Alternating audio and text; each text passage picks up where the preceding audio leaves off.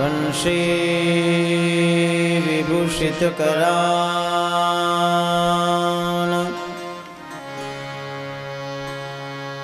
नवनीरदावात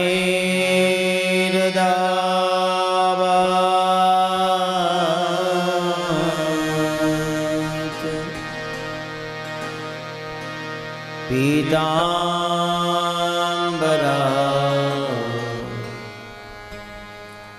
दरुणबिंबफला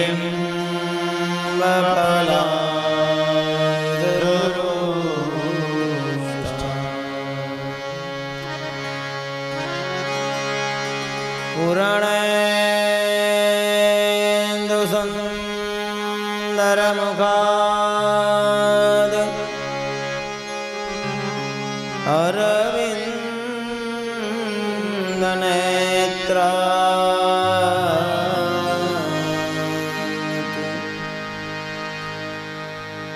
कृष्णात् परं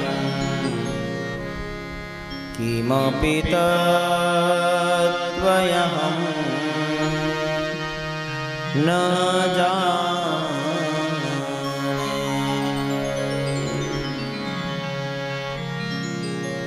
कृष्ण त्वदीयं पदपङ्कज पंजरान्ते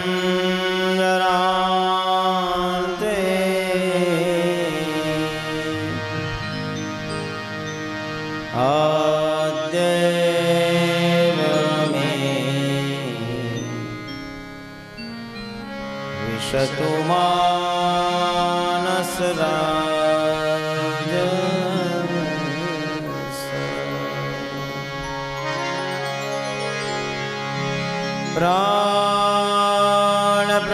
प्राणप्रयाण समये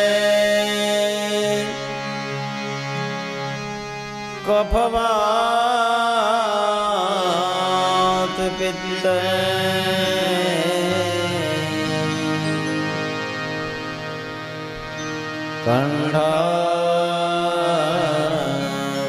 कंठावरोध्यन् न विद्यो स्मरणं कुतस्ते।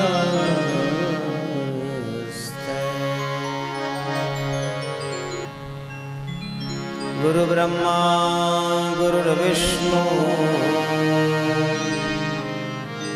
गुरुर्देवो महेश्वर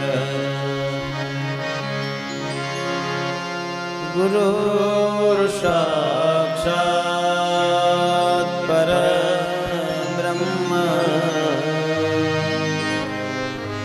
तस्मै श्री गुरुवे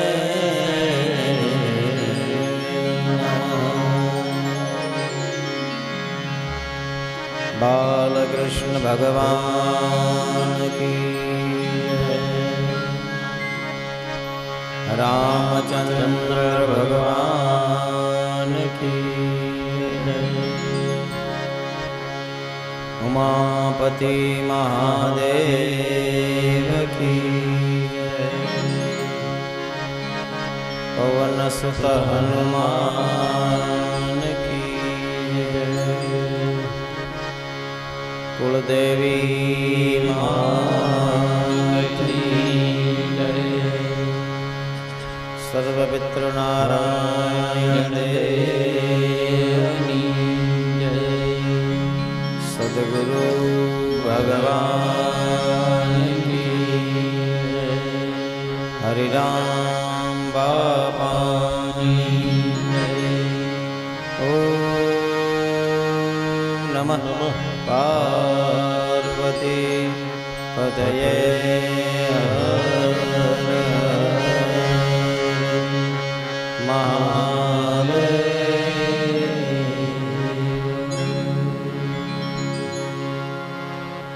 श्री राम जय जय राम, श्री राम जय जय राम, श्री राम जय जय राम, श्री राम जय जय राम, श्री राम जय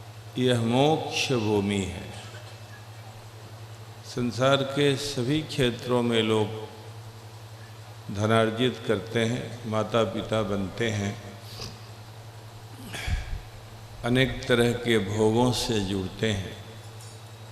4 पुरुषार्थों में जो दूसरा पुरुषार्थ काम है, उसका अर्थ भोग ही है।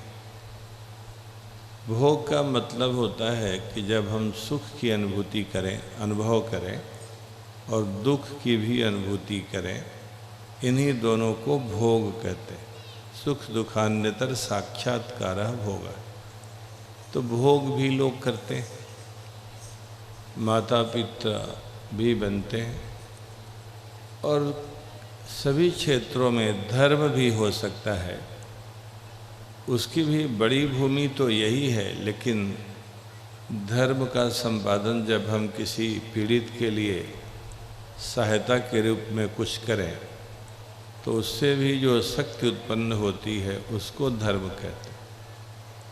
चाहे हम पीड़ितों की सेवा करें, चाहे हम गायों की सेवा करें, माता पिता की सेवा करें, तो इस तरह से अनेक संसाधन हैं जिससे धर्म उत्पन्न होते हैं। यज्ञ तो दूसरे क्षेत्रों में नहीं हो पाता।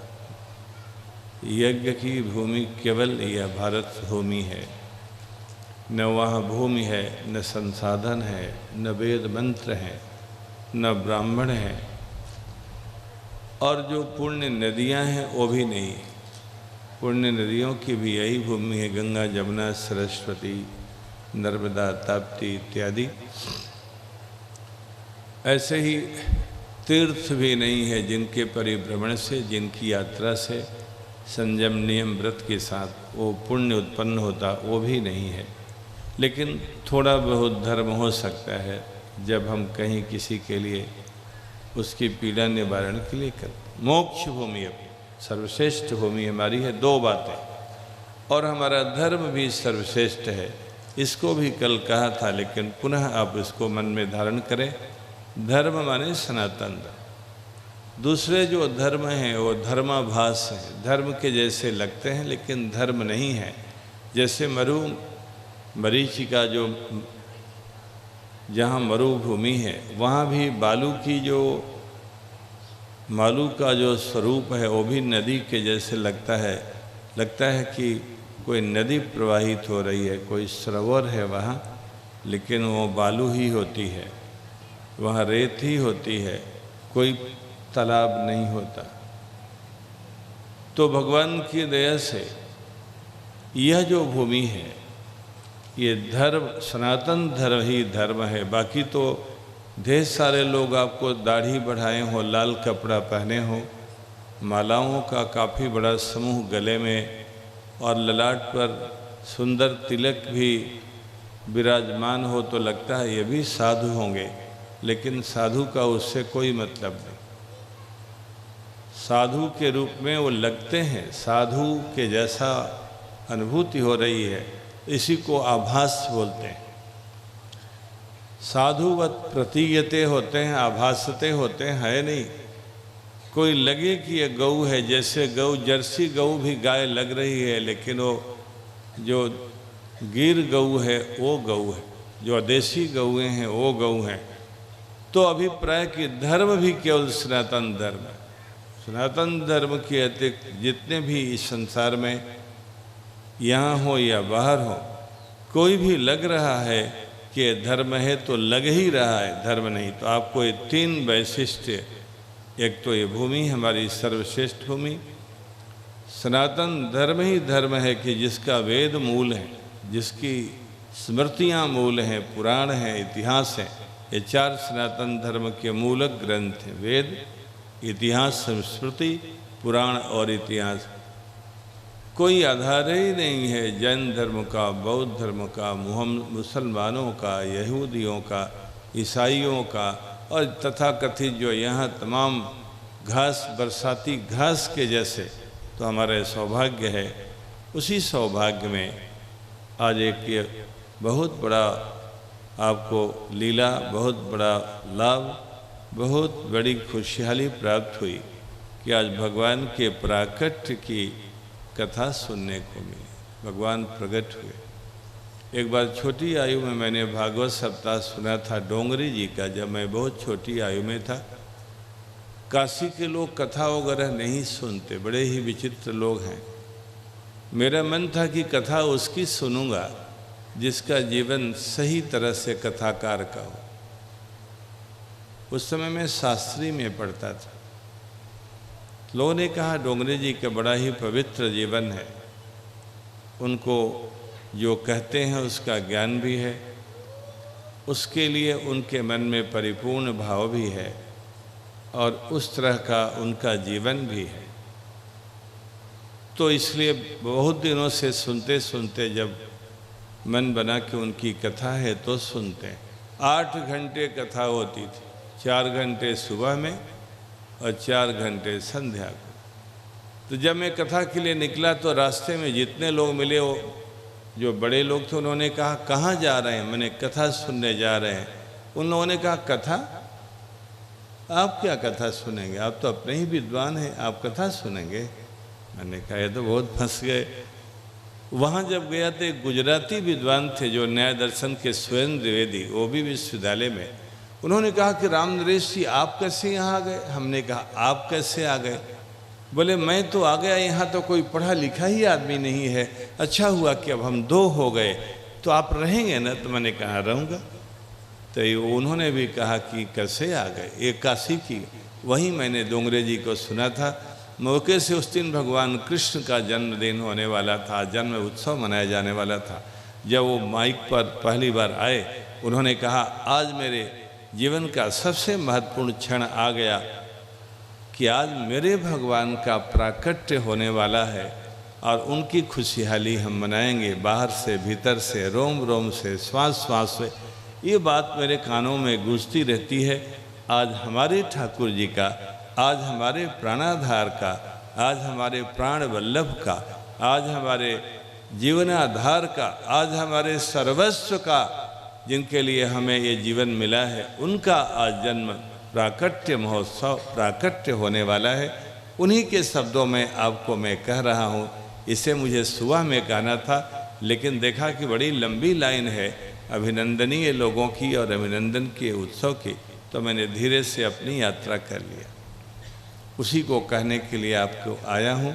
व्यास जी से मैंने कहा कि मैं आने वाला हूँ, राम जी के लिए 2 शब्द कहूँगा और 2 शब्द व्यास जी के लिए भी कहूँगा।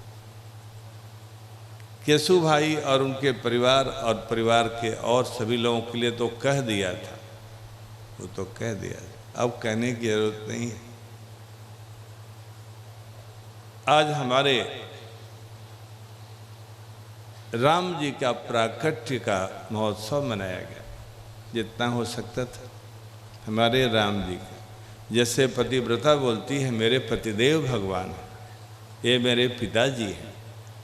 वस्तुतः पत्नी अपने पतिदेव के लिए जब कहे, यदि वो सही ढंग से समर्पित है, उसका प्यार है, मायके से समर्पित होकर के शास्त्रों की मर्यादा में, वंश की मर्यादा में, जाति की मर्यादा में, अपनी संस्कृति और सभ्यता की मर्यादा में यदि वो आई है और वो समझती है कि पति और पत्नी का जीवन क्या होता है, किसके लिए मिला है, कैसे इसका निर्वाह करना है, ये सारी बातें यदि उसमें हो, तो जब वो कहेगी कि ये मेरे पतिदेव हैं या मैं इनकी पत्नी हूँ, तो उससे ज़्यादा प्यार का कोई वाक्य नहीं होगा।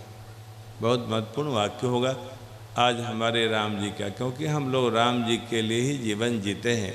यही भक्ति दर्शन का सार सर्वस्व है। एक बात हो गई आज हमारे राम जी।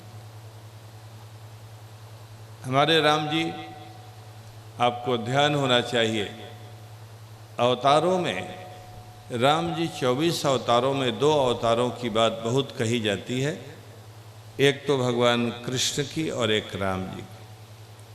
कथाकार बंधु जिनको ध्यान नहीं है तो कहा करते हैं कि राम जी तो मर्यादा पुरुषोत्तम है और भगवान कृष्ण लीला पुरुषोत्तम। बिल्कुल गलत बात हो गई, टोटली गलत। इस उत्तर कथन पर एक नंबर भी नहीं मिलेगा, पूरे नंबर ही कट जाएंगे। लीला का अर्थ होता है जहाँ सही कर्म का संपादन हो, विहित कर्म का, शास्त्रों के द्वारा निर्दिष्ट कर्म का, जिसको वेदों ने, स्मृतियों ने, पुराणों ने और इतिहासों ने कहा है, इन्हीं को विहित कर्म कहते हैं। कुरान, बाइबल और अटरम पटरम के नहीं, वेदों ने जिसको कहा, विधान किया, स्मृतियों ने उसका समर्थन किया, पुराणों ने और इतिहास, वाल्मीकि रामायण और महाभारत को इतिहास कहते हैं। उन कर्मों को जो बिना कर्तृत्वाभिमान को करे, मैं करता हूँ, ये हम लोग बोलते रहते, मैं करता हूँ, मैंने ये किया, मैंने ये, कर्तृत्व का अभिमान है। सब ठाकुर जी करते हैं, मैंने नहीं किया। कर्तृत्वाभिमान छोड़ने के बाद ही आदमी कर्मयोगी बनता है, भक्त बनता है, ज्ञानी बनता है। बड़ा पद कोई भी चाहिए कल्याण का, तो कर्तृत्व का अभिमान छोड़िए, संपूर्ण ठाकुर जी को समर्पित करिए। कर्तृत्वाभिमान करता भी वही है, और दूसरा भी छोड़ना है, कोई फल की इच्छा नहीं करे किसी भी कर्म को करके। मैं कहूँगा यहाँ जो आयोजक लोग हैं कि आप ऐसा ही करना, कर्तृत्व का अभिमान नहीं, और फल नहीं मांगना ठाकुर जी से, वो तो अपने ही आपको देंगे। वो मूर्ख नहीं है, सर्वज्ञ हैं। वेदों में केवल ईश्वर को ही सर्वज्ञ कहा, देवताओं को, संतों को, आचार्यों को, किसी भी दूसरे को नहीं कहा। एक वाक्य है, यह सर्वज्ञस्य सर्वविद, वो सामान्य रूप से भी सबको जानता है। अब तो राम जी यदि ईश्वर है और उनका अवतार हुआ, तो उनकी संपूर्ण क्रियाएं लीला है, और भगवान कृष्ण की भी हैं लीला। यदि ईश्वर कर्म करे और उसका नाम दूसरा हो सकता है, तब न वो मर्यादा और लीला होनी ही है। लीला जैसे आकाश व्यापक है, जैसे वायु का भी बड़ा स्वरूप है, तभी हम लोगों को ऑक्सीजन मिल रहा है, और यही ऑक्सीजन अमेरिका के राष्ट्रपति को व्हाइट हाउस में भी मिल रहा है। यही ऑक्सीजन झोपड़ी में भी, महल में भी, और बड़े प्लांटों में भी, और छोटे घरों में भी मिल रहा है। यही ऑक्सीजन हमें भी, व्यासी को भी, और जो लोग बाहर हैं उनको भी मिल रहा है। ऐसे ही लीला, ईश्वर की लीला, हर कर्म को लीला। तो राम जी की भी क्रियाएं लीला हैं, और कृष्ण जी की भी लीला है। लेकिन ये बड़े मज़ेदार बात हुई कि भगवान राम जी की क्रियाएं मर्यादित हैं, और भगवान कृष्ण की क्रियाएं मधुर हैं। ये मधुर शब्द भी गड़बड़ा गया। मधुर का क्या मतलब? तो भगवान राम की क्रियाएं कड़वी हैं क्या? जो आनंद, जो आकर्षण, जो रसमयता राम जी की क्रियाओं में है, कृष्ण जी की है। ऐसा करने से तो बहुत गड़बड़ हो जाएगा। और कहीं से भी भगवान कृष्ण की लीलाओं में मर्यादा की हानि नहीं है। यदि किसी ने पढ़ा हो कि भगवान की रास लीला, उनकी और जो लीलाएं हैं, कहीं उसमें अभद्रता है, अमानवीयता है, कहीं उसका स्तर बहुत नीचा है, क्या बात। ऐसा जो भगवान की रास लीला का अध्ययन करेगा, पाठ करेगा, दर्शन चिंतन करेगा, उसका तो काम बीज ही नष्ट हो जाएगा, वो कभी कामी नहीं होगा, भोगी नहीं होगा। ऐसा राजपंचाध्यायी के फलश्रुति में लिखा है, और ये शास्त्री जी को बहुत बढ़िया से मालूम है। भगवान की रस लीला का पाठ करें, आपको कभी संसार में ही मन नहीं जाएगा। जो भोग की बीज हैं वो नष्ट हो जाएगा। तो भगवान राम और कृष्ण दोनों एक ही हैं, दोनों एक। लेकिन भगवान कृष्ण की लीलाओं पर जिनको सत्संग नहीं, ज्ञान नहीं, पुण्य नहीं, और इस अच्छे महापुरुषों का संसर्ग नहीं, उनको संदेह होता है। ये गलत हो गया। जैसे परीक्षित को भी हो गया था कि दूसरी औरतों के साथ नाच रहे हैं, गले मिल रहे हैं, और उनकी अंगुलियों को पकड़ करके हाव भाव कर रहे हैं। ये तो धर्म व्यतिक्रमोदिष्टा है, ये गलत है। ये तो धर्म के विपरीत हो गया। गीता में तो भगवान ने कहा कि मैं धर्म संस्थापनार्थाय संभवामि जुगे जुगे, धर्म की स्थापना के लिए आता हूँ, ये गलत है। लेकिन ये सामान्य दृष्टि से परीक्षित को लगा, सुखदेव जी ने उसको समझा दिया, बिल्कुल गलत नहीं, कोई गलत। कल मैं भी देख रहा था, जब ये महिलाएं गरबा कर रही थी, तो जो बच्चे थे परिवार के, केशु भाई के भतीजे बेटे, ये भी अपनी नाच रहे थे। उसी बीच में मैं बहुत ध्यान से देखा, ये कैसे नाच रहे हैं, इनमें अभी कृष्ण भाव आया कि ऐसे रोड वाला तो नहीं नाच रहे हैं सब। यदि ऐसे नाचे होते तो इनकी क्लास में ज़रूर लगाता। लेकिन मैं बहुत खुश हुआ, धन्यवाद इस परिवार को कि इनको ध्यान ही नहीं है कि ये मेरी पत्नी है और मैं पति हूँ। ये तो वैसे नाच रहे थे जैसे कृष्ण भगवान को ध्यान नहीं था कि ये औरतें हैं और मैं पुरुष हूँ। उनको ध्यान था कि जिन जन्म जन्मांतरों से जिन्होंने मुझे पाने के लिए प्रयास किया, मैं इसको रसमय बनाने के लिए, ये रसों से जो इतने दिनों तक अभावग्रस्त थी, इनका रस सूखा हुआ था, रसमय रोम रोम नहीं था, श्वास श्वास नहीं थी, हर धड़कन नहीं थी, परिपूर्ण रसमयता संपादन के लिए मस्त थे। कल बहुत ध्यान से इनको देखा, चश्मा होता तो निकाल के देखता, लेकिन ऐसे ही देखा। पास हो गए। दोनों की लीलाएं, केवल संदेह था परीक्षित को। वैसे ही तमाम पापियों को जो आध्यात्मिक नहीं है, जो शास्त्र नहीं पढ़े हैं, सत्संग नहीं किया है, जिन्होंने भागवत की आराधना नहीं किया हो, लेकिन राम जी में और कृष्ण जी में इतना अंतर है, ध्यान रखिए। एक बहुत बड़े योगी थे जिनको मैं अपना गुरु भी मानता हूँ, और ऐसा साधु जीवन में भी कम लोगों को देखा, परिपूर्ण जीवन के थे। कभी शास्त्री जी ने उनका नाम सुना हो, नहीं तो जरूर सुने। 16-16 घंटे तक पद्मासन लगाकर मरने के पहले बैठते थे। पूरी दुनिया के लोग उनको देखने और सुनने आते थे। जब उनका दरवाज़ा खुलता था तो 10 लोग चटाई पर मिलते थे। 10 लोग 10 देश के 1 पीस होते थे, इकलौता आदमी। क्या बात! महामहोपाध्याय गोपीनाथ कविराज, उनको किसी ने पूछा कि राम और कृष्ण में बड़ा कौन? माता आनंदमयी के ऊपर कितनी वो विदुषी नहीं थी माता आनंदमयी, उनके ऊपर 5 खंडों में मातृवाणी करके 1000 पृष्ठों तक लिखा गोपीनाथ कविराज ने। एक पृष्ठ में 100 ग्रंथों के अभिप्राय को लिखने की क्षमता उनको थी। अद्भुत मेधा के बंगाली, हिंदी, अंग्रेजी, संस्कृत और बंगला उद्भट विद्वान चारों। क्या बात है! उनका दर्शन मैंने एक ही बार किया, लेकिन उन्होंने मुझे सिर पर हाथ रखकर बिना ही प्रार्थना के आशीर्वाद दिया, जिसके लिए देश के लोग तरसते रहते थे। मैं इस समय बहुत छोटा था, ये मेरा सौभाग्य था, लेकिन मेरा दुर्भाग्य था कि मैं दूसरी बार उनको नहीं मिला। जब सियाना हुआ उनको पढ़ा। कबीराज जी कहते थे कि जिसका काम बड़ा वो न बड़ा होता है।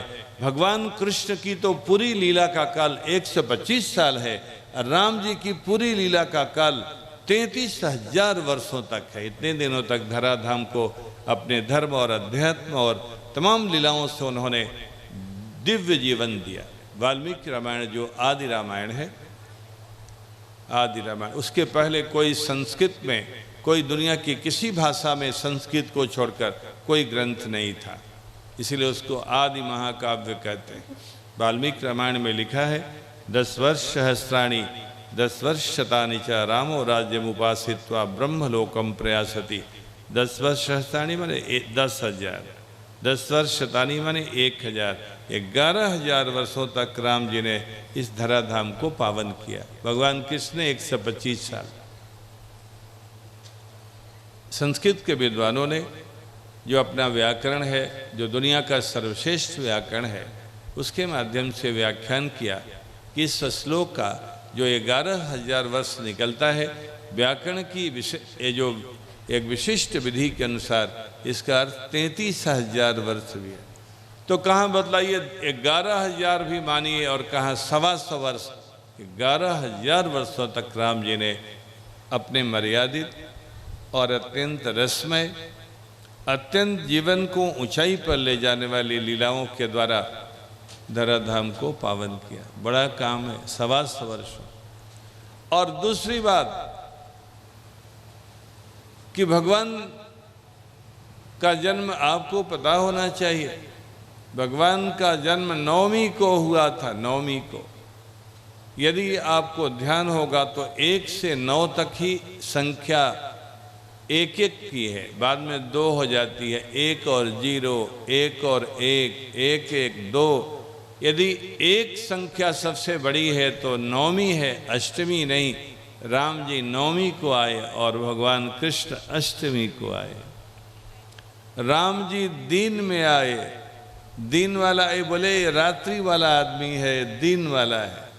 रात्रि में काम आराधना के तो होते हैं, लेकिन चोरी बदमाशी का अमुक का ज़्यादा काम रात्रि ऐसे भी अमंगलिक मानी जाती है, अंधकार। कोई अपनी बेटी का नाम रात्रि रखता है क्या? कोई अपनी बेटी का नाम निशा रखता है क्या? काठियाबाड़ी तो रख लेते होंगे, क्योंकि इनको शब्दों का ज्ञान बहुत कम है, तो इसलिए निशा भी रख लें, सरवरी भी रख लें। भगवान कृष्ण और भगवान राम दुनिया के अवतारों में एक भी, सनातन धर्म के अवतारों में एक अवतार नहीं हो जो अपनी संपूर्ण प्रजा को लेकर दिव्य धाम गया हो। केवल रामावतार में राम जी अपनी संपूर्ण प्रजा को लेकर के दिव्य धाम गए। और भगवान कृष्ण ने तो अपने यादव बंधुओं को भी लड़ा करके निपटा दिया, कहा ये जाने लायक नहीं है, इनको तो यहीं रहने दो। नहीं, वही सब हो गए लल्लू यादव और मुलायम सिंह यादव। और हमारे भी कुछ यादव भक्त हैं वो जो बहुत अच्छे हैं। कल एक भूपति यादव जी आए थे, कोई अवतार में नहीं हुआ। क्या बात है, अपने जूता सीने वाले को, लोहा का काम करने वाले को, भोजन बनाने वाले को, ब्रह्म और तमाम ऋषियों महर्षियों, उनका तो अपना ही था जाने का। ब्राह्मणों वशिष्ठ जी को कौन सी सिफारिश थी? सभी अवतारों में ऐसा कहीं उत्कर्ष नहीं है। राम जी प्रजा सहित रघुवंश मणि जीवी ज्ञमने घम। अरे मैं बार बार कहता हूं कि हम कहाँ लोग थे कि भगवान के साथ नहीं गए। हमारा कितना दुर्भाग्य था हम यदि होते। शादी भी पूरे सनातन धर्म में राम जी की ही शादी विधिवत हुई, बाकी कौन शादी हुई? कोई हुई ही नहीं। इसीलिए सभी विवाहों में सनातन धर्म में राम जी के ही विवाह के गीत गाए जाते हैं। आपको ये बात नहीं मालूम होगी, साउथ में भी जहाँ लोग राम जी का विरोध करते हैं क्योंकि वो रावण की छाया पड़ी है लंका की, भगवान को जब जगाया जाता है, चाहे रंगनाथ भगवान, त्रिपद बालाजी को, अमुक जी को, जैसे दशरथ जी राम जी को विश्वामित्र जी ने जगाया था वैसे ही जगाते हैं लोग। माने संपूर्ण देवता संसार के सनातन धर्म के राम रूप में ही मानकर उनको जगाया जाता है। जैसे कि दशरथ जी ने उनको झोपड़ी में जगाया था, उठो अब संध्या, प्रातः संध्या प्रवर्तते, अब जगो संध्या वंदन। तो भगवान राम जी का प्रकट हुआ। इसीलिए हम लोग कहा करते हैं और अवतार अवतार हैं और राम जी अवतारी हैं। सभी अवतारों के मूल उत्स हैं। जैसे सभी नदियां हिमालय से प्रायः निकलती हैं, आज राम जी का प्राकट्य दिवस था। संजोग से मैं आज यहीं था और इतना आनंदित हुआ राम जी के उस उत्सव से। लगता था कि आज राम राज्य प्रकट हो गया, क्योंकि राम राज्य ही राज्य है। कृष्ण राज्य को नहीं कोई मांगता कि कृष्ण राज्य, जबकि मैं दोनों को बराबर, वो समय नहीं है मेरे पास कि मैं दोनों की तुलना बताऊं कि कृष्ण में कहीं एक छिद्र, कहीं एक थोड़ा सा भी आलोचना का विषय।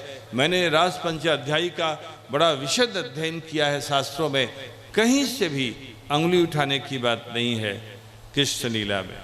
क्या बात! लेकिन ये ध्यान होना चाहिए, कृष्ण रस के पान के लिए पहले आपको राम जी जैसा मर्यादित होना पड़ेगा। पहले मर्यादा पुरुषोत्तम की अनुयायी, उनकी भक्ति, उनके लिए समर्पण, उनके लिए रस, उनके रस से आप्लावित जीवन जब होगा तो ये आपको भी पहले। इसीलिए तो आप लोग भले आदमी, दशरथ जी को 350 पत्नियां थी, 3 को छोड़कर। आप देखिए जब राम जी जाने लगे, वाल्मीकि रामायण में लिखा है, तो राम जी ने अपने, वहाँ क्रम था, तो जब जाने लगे तो 350 पत्नियां खड़ी थी। पूरी मर्यादा से, जैसे कौशल्या और कैकेयी के लिए था, उन्होंने प्रणाम किया और कहा कि माताएं मुझे जाने की आज्ञा दो। पिता और माता कैकेयी की आज्ञा है जंगल जाने की। उसके साथ एक और निवेदन है, मैंने अपने पूरे काल में जैसा सम्मान माता कौशल्या, सुमित्रा और कैकेयी को दिया, जो मर्यादा आपको भी दिया।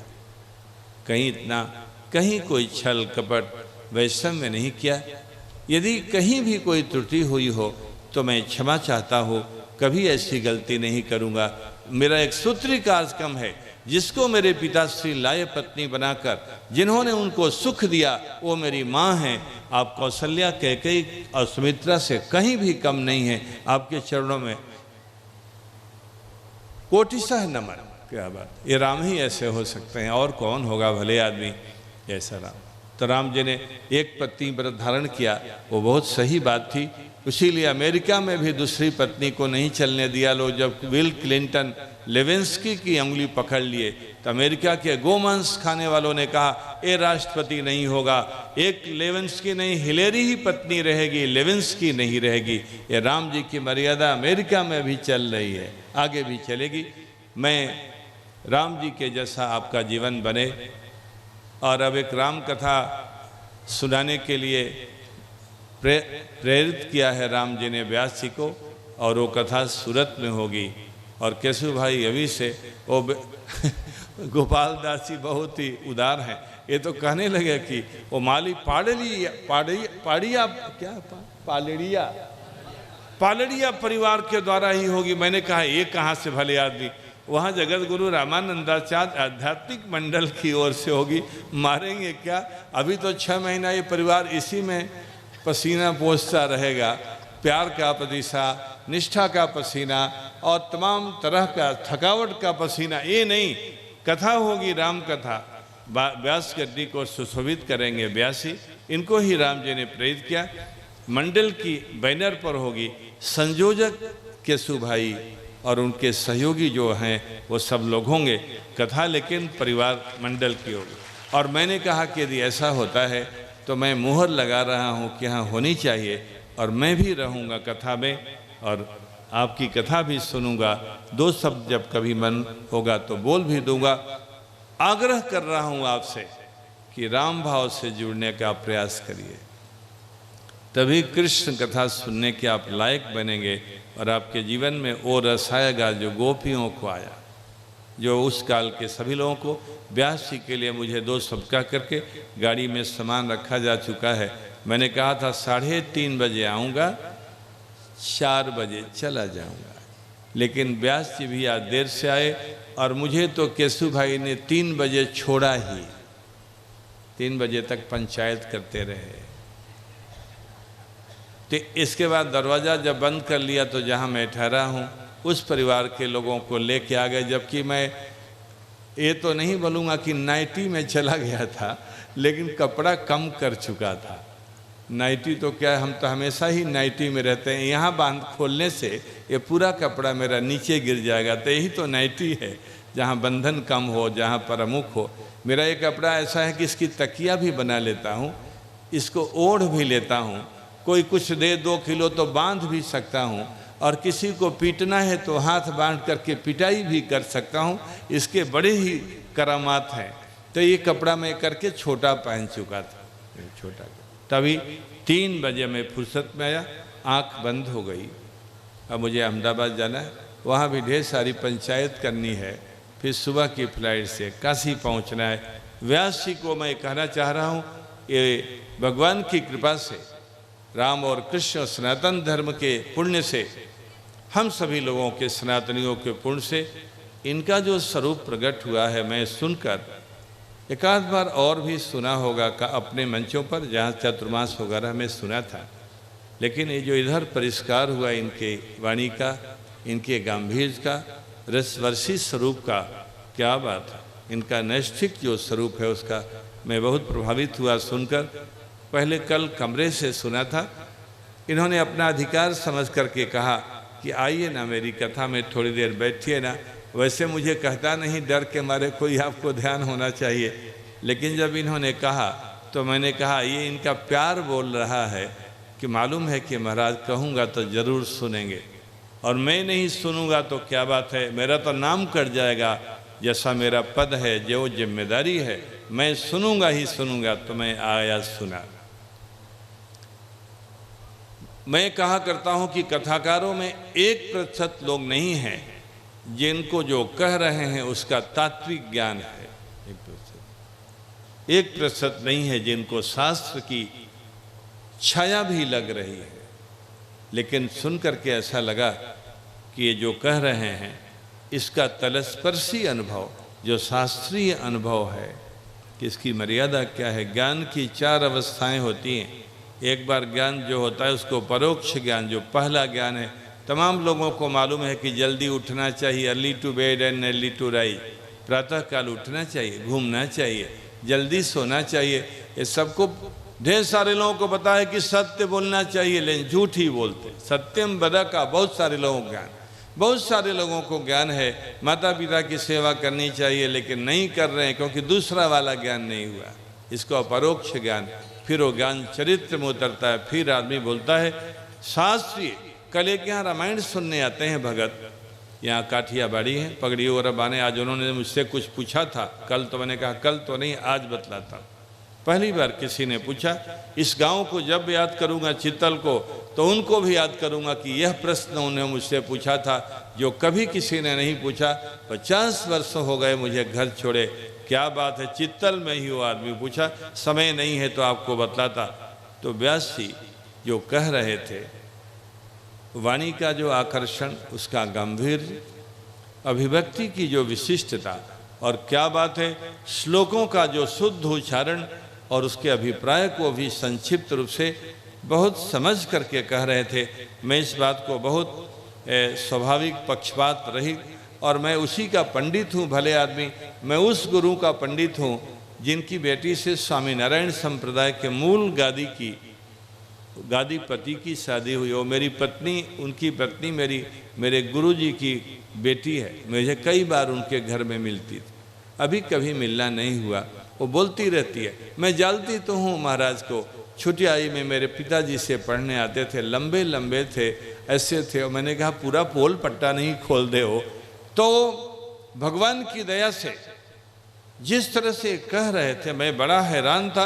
आंख बंद करता था तो लगता था कि ये व्यास जी, क्या बात। मैं तमाम लोगों को जानता हूँ।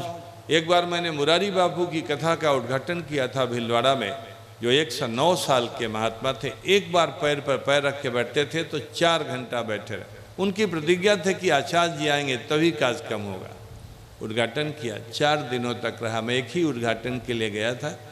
उन्होंने आग्रह किया रुकिए, इतना बड़ा आग्रह किया कि मैंने कहा कि अब इसको कभी नहीं बतलाऊंगा किसी से। इतने बड़े संत, 4 दिनों में एक बार राम जी का नाम भी नहीं लिया मुरारी बापू। आंख बंद करके 3.5 घंटा सुनता रहा। फिर मैं नहीं गया। और उसमें नाम ले रहे थे किसका मालूम है? बर्ट्रैंड रसेल का, जिन्होंने 85 साल की आयु में 16वीं शादी किया। वो लड़की 15-16 साल की थी, 15 पत्नियां पहले ही थी। महापापी आदमी, उसको उद्धृत कर रहे थे। नाम लिया बहादुर शाह का, कहा कि मुझे मारने की जरूरत नहीं। एक शायर सुनाया बहादुर शाह का, जो मुगल पीरियड का अंतिम बादशाह था, मुंह टेढ़ा हो गया था, 12 पत्नियां थी। बैलगाड़ी पर बैठाकर अंग्रेजों ने उसको बाहर कर दिया देश से। ऐसा निकम्मा कोई प्रभाव नहीं रह गया था उसका कहा कि बहादुर शाह किसका शायर है, और कहा कि इसका अभिप्राय है मुझे मारने की जरूरत नहीं, मुझे मारना हो तो मुझे लिखना बंद करा दो। बाद में कहा वैसे ही मुझे मारने की जरूरत नहीं, मुझे मारना हो तो गाना बंद करा दो। जैसे लगता है सबसे बड़े गायक वही हैं। फिर मैंने मंच छोड़ दिया और प्रतिज्ञा किया कि इस आदमी का, जिसके मुंह से कोई आर्ष वाक्य ही नहीं निकल रहा है, आर्ष वाक्य माने वेदों का, स्मृतियों का, पुराणों का, इतिहासों का झड़ी लगा दिया व्यास जी ने। क्या बात है। श्लोकों को भी पढ़ना, अभिप्रायों को भी कहना। आपको भगवान आयुष्य दें। कहाँ से केशु भाई और परिवार को ये व्यास जी मिल गए। सनातन धर्म में ऐसे व्यासों की जरूरत है। मैं ऐसे व्यासों को जानता हूँ। पूरे संस्कृत जगत के सबसे बड़े विद्वान महामंडलेश्वर काशिकानंद जी थे, जो केरल के थे। मंच पर ही पूरे भागवत का पाठ भी कर देते थे और उसका अभिप्राय भी कह देते थे। इतने बड़े विद्वान थे, उनसे मैं जुड़ा हुआ था। मैं एक पुरस्कार देता हूँ 1 लाख रुपए का, देश के बड़े विद्वानों को, पहला उन्हीं को दिया था। भागवत पारायण भी मंच पर ही कर देना और उसका संपूर्ण अभिप्राय भी, तमाम श्लोकों को बोलते हुए, उसके अभिप्राय को कहते हुए। क्या बात है। मेरी तो जीवन की एक बड़ी घटना हो गई, और कोई न शायर न मायर। कभी बीच में हुआ तो भजन सुना दिया, जो अभिप्राय के ही वाचक भजन है। बहुत जोरदार आपका सौभाग्य है। मैं मान रहा हूँ कि जब मैं इतना प्रभावित हुआ, लाभान्वित हुआ, मेरा आग्रह बढ़ा, प्रेम बढ़ा, मेरा गौरव बढ़ा, तो वैसे ही आपका बढ़ा होगा। भगवान आपको खूब खूब आयु दें। और मैंने अच्छा कहा था कि ये मेरे व्यास जी हैं, दीपक शास्त्री जी। मेरे आपको पता है, भगवान को ये नहीं कहना है कि आप मेरे हैं। पत्नियों को ये नहीं कहना चाहिए कि आप मेरे पति हैं, कहना चाहिए मैं आपकी पत्नी। शंकराचार्य जी का एक श्लोक सुनाकर गोपाल दास जी खड़े हो गए हैं, हम भी अब खड़े हो जाएंगे। शंकराचार्य जी ने कहा कि भगवान आप और हम दोनों एक ही हैं। सत्यपि भेदापगमे नाथ तवाहम नमाम की नस्तम। जैसे गंगा और सारी नदियाँ मिल जाती हैं समुद्र में तो समुद्र ही रह जाता है, नदियों का ना नाम रहता है ना रूप रहता है, अब समुद्र समुद्र चलता है, ये समुद्र है। जबकि असंख्य नदियों का मिलाप उसमें हो गया है, सभी एक हो गई है। कहा भगवान से कि अज्ञान दूर होने के बाद जीव ब्रह्म हो जाता है, जीवो ब्रह्म ही बना पड़ा, भगवान भेद चला गया, आप एक हैं। बल्कि लेकिन मैं कुछ कहना चाहता हूँ भगवान, हम भले ही आप और हम दोनों एक हो गए, लेकिन मैं आपका हूँ, आप हमारे नहीं हैं, आपका मैं हूँ।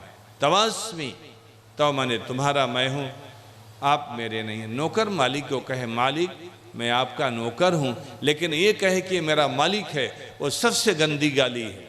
शिक्षा के अभाव में ऐसे ही लोग कहते हैं ये मेरा मालिक है, छोटा आदमी हो गया, मैं मालिक आपका।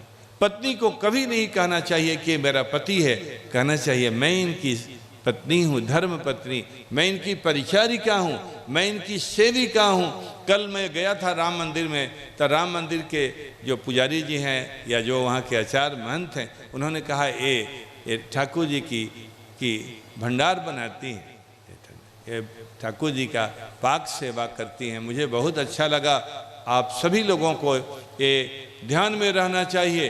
भगवान ने, जनक जी ने जब राम जी को और दशरथ जी को कहा था, कहा राम जी ये मैं अपनी बेटियों को आपकी सेविका के रूप में दे रहा हूँ, ये दारिका परिचारिका के रूप में दे रहा हूँ। यही दशरथ जी के लिए कहा था।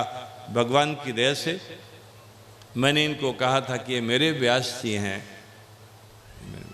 तो मेरा कहना सार्थक हो गया। मैं बड़ा गदगद हुआ। निश्चित रूप से इनके इस प्रवचन से आज ये इस आयोजन में ढेर सारे लोगों के जीवन में क्रांति आएगी, परिवर्तन आएगा। राम भाव की सुनामी, कृष्ण भाव की सुनामी दोनों एक ही हैं। इन्हीं मंगल कामनाओं के साथ वाणी को विश्राम देते हुए मैं अब विदा हो रहा हूँ। मुझे ज़रूर पहुँचना है अहमदाबाद में। ये भी एक बड़ा दुर्भाग्य है, कैसे आयोजन को छोड़कर, ऐसे लोगों को छोड़कर, ऐसे परिवेश को छोड़कर भी जाना पड़ता है। लेकिन ये ध्यान रखना चाहिए, जाकर के सिनेमा नहीं देखना है, राम जी की सेवा ही करनी है। इसीलिए राम जी ज़रूर हाजिरी मंजूर कर देंगे और आप भी करेंगे। बहुत बहुत धन्यवाद। जय सिया राम, जय सिया राम। रामचंद्र भगवान की। अरे उस समय मैं भूल गया, मुझे जय बुलाने बड़ा जोरदार आता है। मेरे साथ दो जो राम जी के जय जयकारा बुलाओ और श्री कृष्ण जी का भी। मैं जब तक बोलता रहूं तब तक बोलते रहना, भले प्राण निकल जाए, ठीक है? मैं बहुत देर तक बोलता हूं। रामचंद्र भगवान की जय।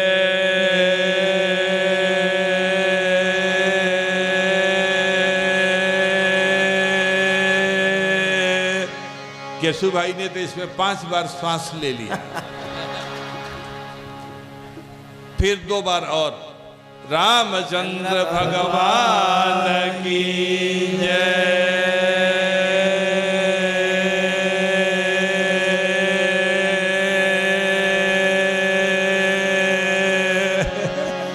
कई लोगों का मुंह देखकर मैं बंद कर रहा हूं, मेरा भी वो है, गैस है अभी भीतर। तीसरा लास्ट, रामचंद्र भगवान की जय।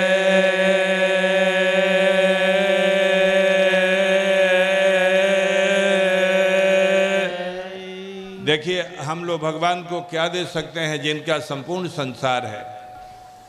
ये भगवान की परिभाषा है। ऐश्वर्यस्य समग्रस्य धर्मस्य यशसा, जिनका संपूर्ण धर्म है, जिनका संपूर्ण सौंदर्य है, जिनका संपूर्ण ज्ञान है, धर्म है और वैराग्य है, उनको हम क्या देंगे? एक फूल, उन्हीं क्या बनाया हुआ है।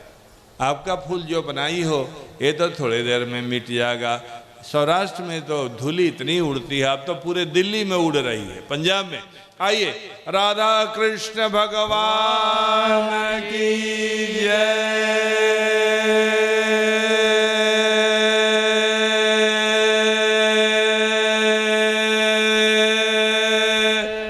वृंदावन बिहारी लाल की जय।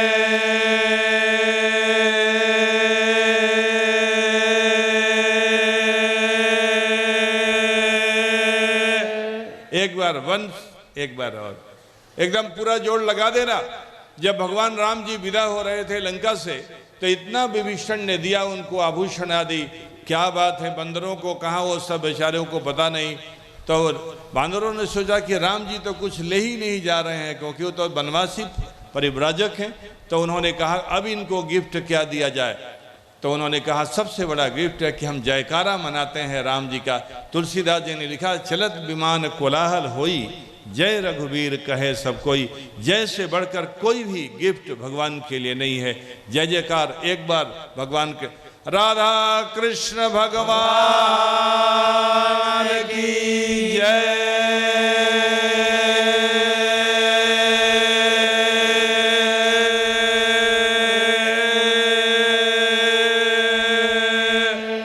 आपके गोलोक धाम में और साकेत धाम में आपकी ये जयकार पहुंच गई।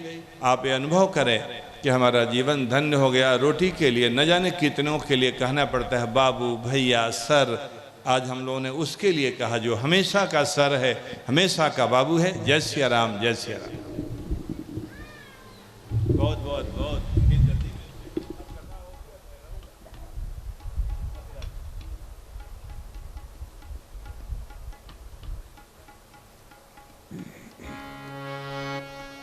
श्री राम जय राम, जय जय राम। श्री राम जय राम, जय जय राम। श्री राम जय राम, जय जय राम। श्री राम जय राम, जय जय राम। श्री राम जय राम, जय जय राम। श्री राम जय राम, जय जय राम। श्री राम जय राम, जय जय राम। श्री राम जय राम, जय जय राम। श्री राम जय राम, जय जय राम। श्री राम जय राम, जय जय राम। श्री राम जय राम, जय जय राम। श्री राम जय राम, जय जय राम। श्री राम जय राम, जय जय राम। श्री राम जय राम, जय जय राम। श्री राम जय राम, जय जय राम। श्री राम जय राम, जय जय राम। श्री राम जय राम, जय जय राम। श्री राम जय राम, जय जय राम। श्री राम जय राम, जय प्यार जय से राम। થોડી વાર માટે તાલીનો સાથ ભાવ આપણા આચાર્ય આપણી વચ્ચેથી ગયા છે. ભગવાન રામની સુંદર વાતોને મૂકીને ગયા છે. તો રામને યાદ કરી ભાવથી બધા તાલીઓ પાડજો. કરતાલો એ કરતાલ ખકડાવજો, તાલીઓ એ તાલીઓ પાડજો. રાધે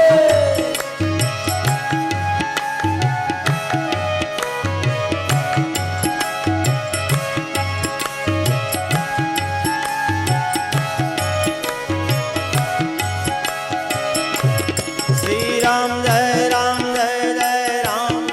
श्री राम जय राम, जय जय राम। श्री राम जय राम, जय जय राम। श्री राम जय राम, जय जय राम। श्री राम जय राम, जय जय राम। श्री राम जय राम, जय जय राम। श्री राम जय राम, जय जय राम। श्री राम जय राम, जय जय राम। श्री राम जय राम, जय जय राम। श्री राम जय राम, जय जय राम। श्री राम जय राम, जय जय राम। श्री राम जय राम, जय जय राम। श्री राम जय राम, जय जय राम।